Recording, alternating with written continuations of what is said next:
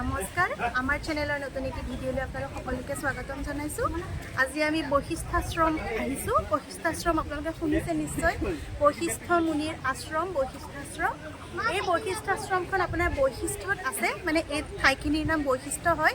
Main ৰোডৰ পৰা প্ৰায় 1-1.5 কিলোমিটাৰমান আমি ভিতৰত সোমাই আহিছোঁ। বাকী এই সকলোবোৰ আপোনালোকে গম পাই থাকিব, খালি ভিডিঅ'টো আপোনালোকে স্কিপ নকৰিব, চাই থাকিব আৰু প্ৰথমৰ পৰা আপোনালোকে চাই থাকক, সকলোবোৰ গম পাই থাকিব আমি কেনেদৰে আহি এই বশিষ্ঠ মন্দিৰ আহি পালোহি। আৰু এতিয়া বলক ভিতৰত যাওঁ। এয়াই মন্দিৰৰ মেইন গেট। ভিতৰত যোৱাৰ লগে লগে মই আপোনালোকক ভিতৰৰ পৰিৱেশ দেখুৱাম আৰু কি কিনো আছে ভিতৰত সকলোবোৰ জনাই যাম। গতিকে অকণো স্কিপ নকৰাকৈ ভিডিঅ'টো চাই থাকিব শেষলৈকে। বৰ্তমান আমি খানাপাৰা দিশৰ পৰা আহি আছোঁ, যিটো APSC অফিচ আছে তাৰ ফ্ৰণ্টদি। এইটো শ্বৰ্টকাট হয়, বেছি দূৰ নহয়। খানাপাৰাৰ পৰা প্ৰায় 1.5-2 কিলোমিটাৰমান হ'ব বশিষ্ঠ চাৰিআলি। তাৰ পৰা বাওঁহাতে সোমাই গৈ ঠিক 1 কিলোমিটাৰমান গ'লে বশিষ্ঠ মুনিৰ আশ্ৰম অৰ্থাৎ বশিষ্ঠাশ্ৰম পোৱা যায়। আহি আছোঁ আমি গোটেইবোৰ বশিষ্ঠ আশ্ৰম। এয়া আমাৰ পাৰ্টি। আজিৰ না আমাৰ ফেমিলি না এওঁলোকৰ ফেমিলি, আজি বেলেগ ফেমিলি। আজি আমাৰ ওচৰৰ ফেমিলি গোটেইবিলাক একেলগে আহি আছোঁ। যাওঁ দেখুৱাম আপোনালোকক বশিষ্ঠ আশ্ৰম। তোমালোকৰ কেনেকুৱা? ভাল লাগিছে? মজা ভাল লাগিছে। ব'লা গৈ আছোঁ। সিহঁতক খোৱা ধান্দাহে, খোৱা বস্তু লগত লৈছে আৰু খাবলৈ আহিছে। জেগা চাবনে এতিয়া খাব নাজানো আৰু তাহাঁতি। বাকী বলক গৈ থাকোঁ, আমি আপোনালোককো দেখুৱাই থাকিম। এইফালে চাওক, এয়া আৰ্মি বেছ হস্পিটেল, মানে আৰ্মি হস্পিটেলখন বশিষ্ঠত আছে। তাৰ ফ্ৰণ্টদি আমি আগলৈ যাব লাগিব। অলপমান আগুৱাই গ'লে আমি আশ্ৰমখন পামগৈ। আহি পালোঁ বশিষ্ঠ মন্দিৰৰ। এয়া পাৰ্কিং এৰিয়া। এইবিলাক চাওকচোন, চিটি বাছো আছে ইয়াত, ভালেই সুবিধাই। ইয়াত কিবা পাতিছিলে নেকি। এতিয়া যাম মন্দিৰৰ ভিতৰত। সেইফালে আগত গেট আছে। প্ৰথমতে পাৰ্কিঙত গাড়ীখন পাৰ্কিং কৰি লৈছে আৰু আমাৰ ইহঁতে খেলত ব্যস্ত ছাগলীটোৰ লগত। বাকী আগুৱাই যাওঁ আৰু বাকী আপোনালোককো দেখুৱাই গৈ থাকিম। লগতে আপোনালোক আহিলে যাতে কোনো ধৰণৰ অসুবিধা নহয়, সেই হিচাপে মই ভিডিঅ'টো ৰেডি কৰিম। এই ভিডিঅ'টো চাই আপোনালোক নিশ্চয় আহিব পাৰিব। চাই থাকিব অকণো স্কিপ নকৰাকৈ শেষলৈকে। বাদাম বেছি আছে, তিয়ঁহ বেছি আছে।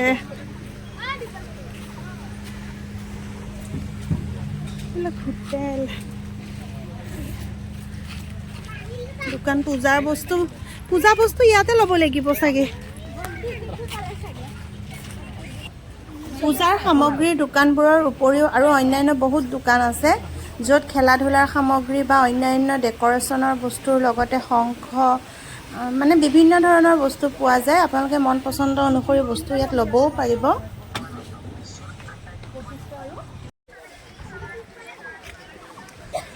এয়া পূজাৰ বস্তু। ভিতৰত যাম এতিয়া, চাই থাকক আপোনালোকে। চাওক, এনেদৰে গণেশ দুৰ্গা বুলি এখন দেৱাল বনাই থোৱা আছে। আৰু এইফালে মেইন গেটটো, যিটো গেটেদি আমি ভিতৰত প্ৰৱেশ কৰিম। এইফালে চাওক, বশিষ্ঠাশ্ৰম দেৱালয়। সন্মুখতে লিখি থোৱা আছে কি জোতা চেণ্ডেল পিন্ধি ভিতৰত প্ৰৱেশ কৰা নিষেধ। গতিকে জোতা চেণ্ডেলবোৰ ইয়াতে থোৱাৰ ব্যৱস্থাও আছে। ব'লক আমি এতিয়া আগুৱাই যাওঁ, মন্দিৰৰ ভিতৰত প্ৰৱেশ কৰোঁ।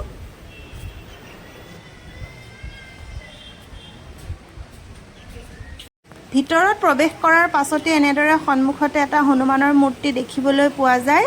তাতে সেৱাও কৰিব পাৰি।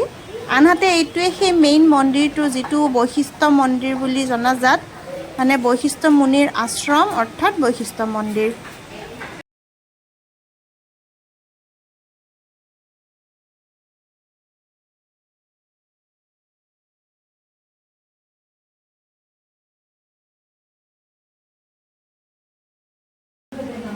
এনেকে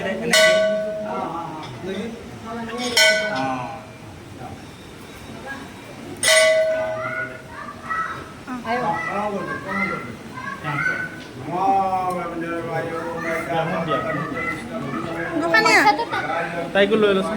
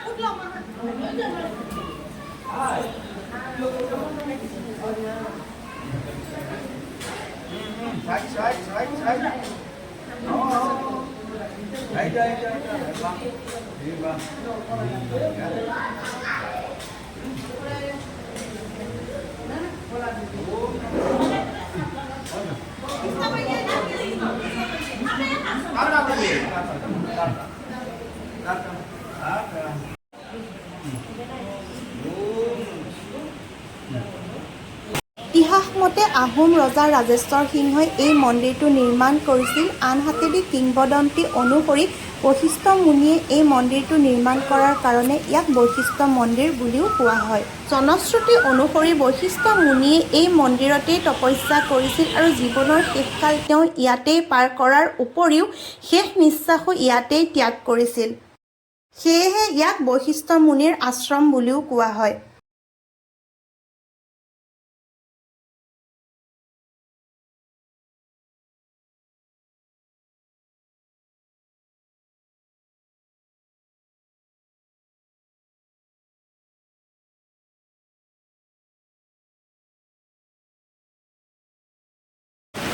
দৰাচলতে বশিষ্ঠ মুনিৰ আশ্ৰম থকা এই পাহাৰটোৰ নাম সন্ধ্যাচল পাহাৰ।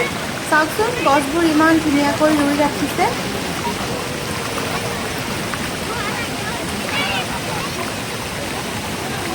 চাওকচোন বশিষ্ঠ মন্দিৰৰ কাষেদি এই নদীখন বৈ গৈছে।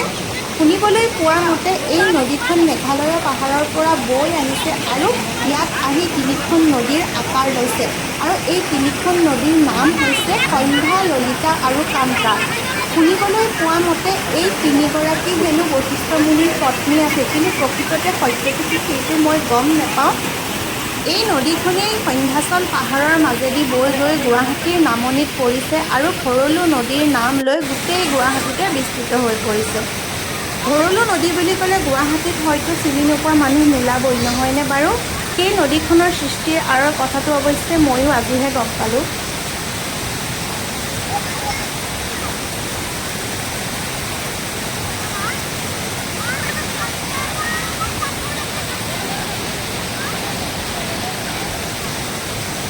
চাওকচোন নদীখনৰ সৌন্দৰ্য, সঁচাকৈ পৰিৱেশটো ইমান ধুনীয়া কৰি তুলিছে নহয়। এনেও মন্দিৰ বুলি ক'লে মনবোৰ ভালেই লাগে, তাতে এনেকুৱা ধৰণৰ যদি প্ৰাকৃতিক পৰিৱেশ পোৱা যায় তেনেহ'লে মনবোৰ আৰু আনন্দৰে ভৰি পৰে। আপোনালোক নিশ্চয় আহিব, ভাল পাব ইয়াত।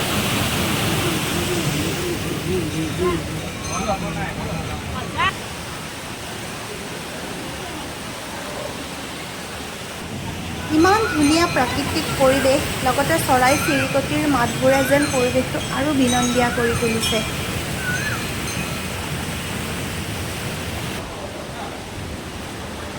বশিষ্ঠ মন্দিৰৰ লগতে এইটো চাওক গণেশ মন্দিৰ। বান্দৰ দেৰ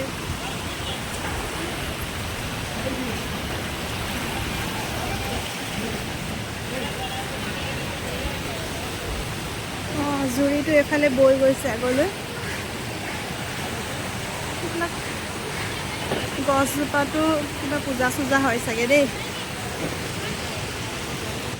মূল বশিষ্ঠ মন্দিৰৰ কাষতে এনেদৰে এটা গণেশ মন্দিৰ দেখিবলৈ পোৱা যায়। এয়া গণেশ মন্দিৰৰ ভিতৰ ভাগ। যিহেতু বন্ধ আছিলে গতিকে আমি ভিতৰত প্ৰৱেশ কৰিব নোৱাৰিলোঁ, গতিকে আপোনালোকক এনেদৰেই ভিতৰৰ পৰিৱেশটো দেখুৱালোঁ। আৰু এয়া মন্দিৰৰ বাহিৰৰ ৱালবোৰত খুব ধুনীয়াকৈ অংকন কৰি ৰখা হৈছে। চাওকচোন ইমান ধুনীয়াকৈ বনাই ৰাখিছে। এয়া গণেশৰ প্ৰতিমূৰ্তি।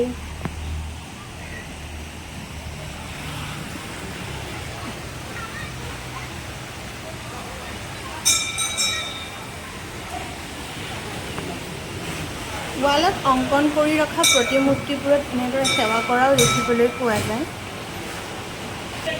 এইফালে গণেশৰ বাহন হিচাপে খ্যাত নিগনিৰ এটা ডাঙৰকৈ মূৰ্তি বনাই ৰখাও দেখিবলৈ পোৱা যায়। চিপছ পেকেট জুচ এটা কথা খুলিছিলে এবিও খাব নাপালে।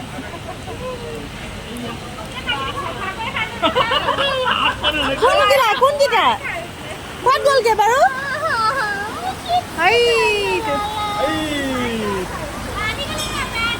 কেনেকুৱা আছে বান্দৰকেইটা নহয় গোটেই। আপোনালোক কিন্তু সাৱধান হ'ব দেই, বান্দৰে কি কি নিব ঠিক নাই। হাতত যি যি লয় ভালদৰে ৰাখিব। বেগ, চশমা আৰু খোৱা বস্তু লগত থাকিলে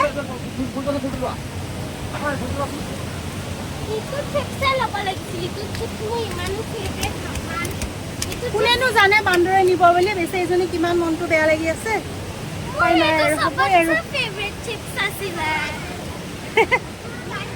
সেইকাৰণে ভালকে খাব লাগে। আমি ঘূৰি আছো। কেনেকুৱা লাগিছে তোমাৰ? বহুত ভাল লাগিছে সঁচাই। পৰিৱেশটো বহুত ধুনীয়া, শান্ত পৰিৱেশ। ভাবা নাছিলোঁ ইমান ধুনীয়া বুলি। জুৰিটোত গৈ যে কি ভাল লাগিছে। ব'লকচোন গৈ থাকোঁ, ভাগৰ লাগি গৈছে একদম। তলৰ পৰা আহিছোঁ যে। আচলতে আমি আহি পোৱাৰ সময়ত মূল মন্দিৰ ভাগৰ ভিতৰৰ দুৱাৰখন বন্ধ থকাৰ কাৰণে আমি ভিতৰত প্ৰৱেশ কৰিব পৰা নাছিলোঁ। এতিয়া আমি ভিতৰত প্ৰৱেশ কৰিছোঁ। শুনিবলৈ পোৱা মতে ইয়াতেই বশিষ্ঠ মুনিৰ সমাধি ক্ষেত্ৰ আছে বুলি জনা যায়।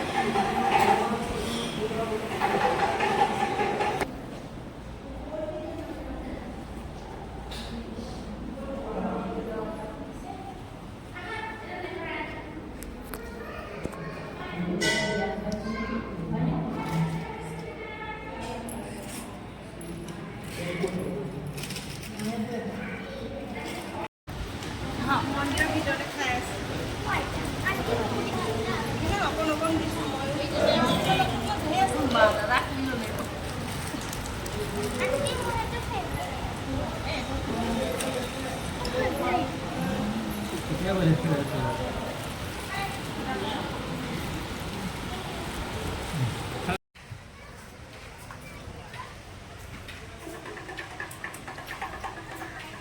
সেৱা কৰি আহিলোঁ, এতিয়া যাওঁ আৰু।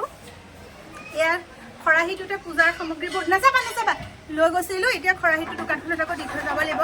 বহুত ধুনীয়া পৰিৱেশ, ভাল লাগিল। আপোনালোকো নিশ্চয় আহিব। ভিডিঅ'টো ইমানতে সমাপ্ত কৰোঁ। যদি ভিডিঅ'টো ভাল লাগিল তেনেহ'লে লাইক কৰিব আৰু এনেদৰে নতুন নতুন ভিডিঅ' পাই থাকিবৰ কাৰণে চেনেলটো ছাবস্ক্ৰাইব কৰিব। নতুন এটা ভিডিঅ'ত আকৌ লগ পাম। আজিলৈ আহোঁ, ধন্যবাদ।